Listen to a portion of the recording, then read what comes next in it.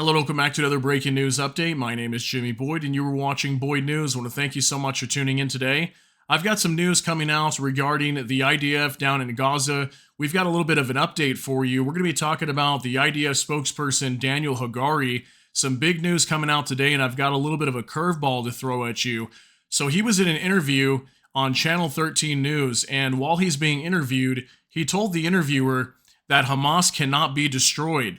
He said this business of destroying Hamas, making Hamas disappear, it's simply throwing sand in the eyes of the public.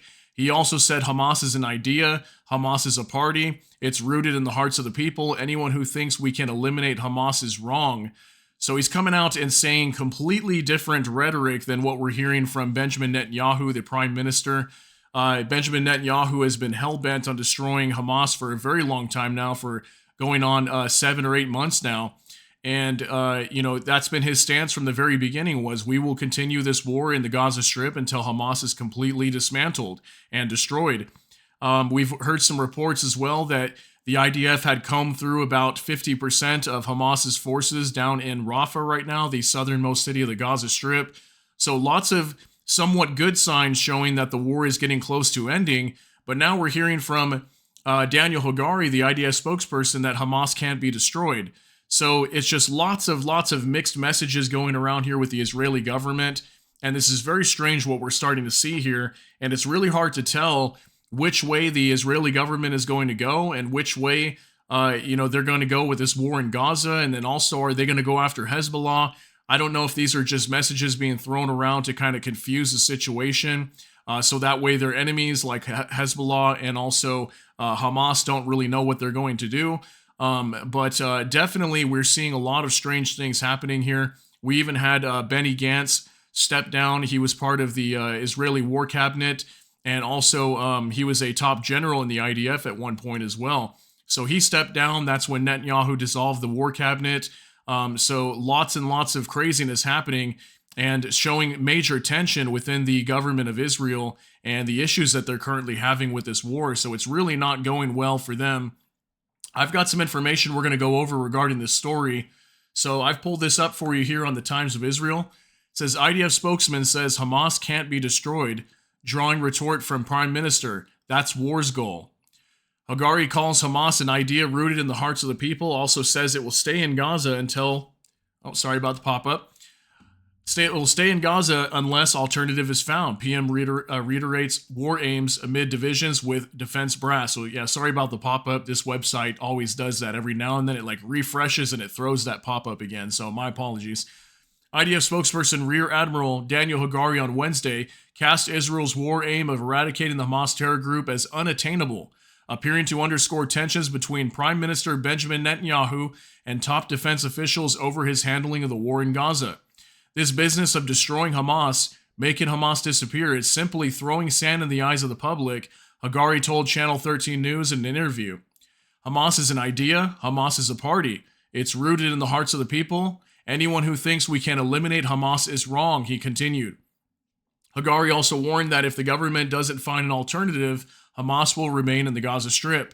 In response, Netanyahu's office said in a statement that the Security Cabinet has defined as one of the war goals the destruction of Hamas's military and governance capabilities. So yeah, they can continue this war, forever over here in the Gaza Strip if they really wanted to. But I think Daniel Hagari has a point here, and maybe the Israeli government, or at least the IDF, is starting to realize that maybe it's not going to be as easy for them to dismantle Hamas as maybe Netanyahu thinks. Just kind of putting some things together here and kind of thinking out loud. But clearly, I think some people have already been thinking that from the very beginning, that they're not going to be able to destroy Hamas in the way that they think that they can, or at least the way Benjamin Netanyahu thinks he can. So the Israeli Defense Forces is, of course, committed to this, the statement added. It says here the IDF spokesperson's unit subsequently issued a statement saying the military was committed to the government's stated war goals, including destroying Hamas's governing and military abilities, adding that Hagari had talked in the interview about eradicating Hamas as an ideology and an idea. Any claim otherwise is taking the remarks out of context, the IDF added. So yeah, if Hamas is an ideology or an idea, the people could just get back together again let's say Hamas is destroyed, the people could just reform this this group again, reform Hamas and regrow and reclaim their ranks, and it could start all over again. So if the people feel that strongly about Hamas in the Gaza Strip, and they don't want Hamas to ever go away, I would think they just go ahead and just reform it once the IDF pulls out. Okay, that's what I would think. Hagari's comments Wednesday echoed remarks he made last month when he asked whether the military's need to return to areas in Gaza previously cleared of Hamas was a result of the government not making a decision on who will rule the Strip instead of the terror group. There is no doubt that a governmental alternative to Hamas would create pressure on Hamas, but that is a question for the political echelon, he said at the time. Defense Minister Yoav Gallant has urged Netanyahu to advance plans for post-war governance of Gaza, warning in May that a failure to find replacement for Hamas will undermine Israel's military achievements, as the terror group would be able to regroup and reassert control of the enclave, which we've already been seeing that. I did reports that right when the IDF started to finish clearing out the central side and the northern side of the Gaza Strip, that's when all of a sudden Hamas started to reappear in these areas. And then that's when we had, we're going to talk about IDF Chief of Staff Herzi Halevi down here. That's when he started coming over to Benjamin Netanyahu, arguing with him and saying, hey, our strategy is failing in Gaza. It's not working. I told you from the beginning this wasn't going to work. And he was just arguing with him and telling him that this is completely failing. And we started to see Hamas re-submerge throughout the Gaza Strip in areas where fighting had already halted.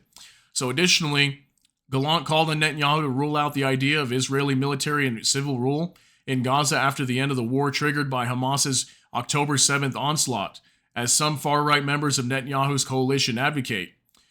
Television reports have said IDF Chief of Staff Herzi Halevi and Shin Bet head Ronan Bar also recently feuded with Netanyahu over strategic planning. That's what I was just talking about right there. While National Unity leader Benny Gantz resigned last week from the emergency war government after the premier refused to present a post-war plan by the deadline he set. So yeah, it almost in some ways doesn't seem like really Netanyahu has much of a plan, and we've kind of heard that coming out from the IDF saying that Netanyahu didn't have a plan. He didn't have a plan set for post-war governance in Gaza. And, this is going to create an issue, and the IDF can't stay down here forever and just continue the fight, and they eventually have to leave. But obviously their number one objective here, according to Benjamin Netanyahu, is to dismantle and destroy Hamas. So until they do that, I don't see them ever pulling out. But this is pretty crazy news that we've got, Daniel Hagari coming out here, which is the IDF spokesperson, okay? He's been very reliable for the IDF and speaking on behalf of them for a very long time now.